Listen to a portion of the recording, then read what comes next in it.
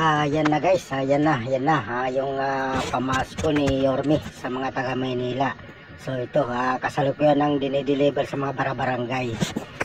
So nandito sila ngayon sa barangay 130. Yan, so nagde-deliver sila ngayon. Yung iba kasi ka-deliver lang nila. So ito, kasalukuyan na binababa nila yung na para dito sa barangay 130, no. So yan, ito po yung mga NTPB elements na nagde-deliver. Napakasipag po ng mga ito. Yan, no. So ayon sa kanila, pang 5 barangay na daw itong araw na to na nahatira nila.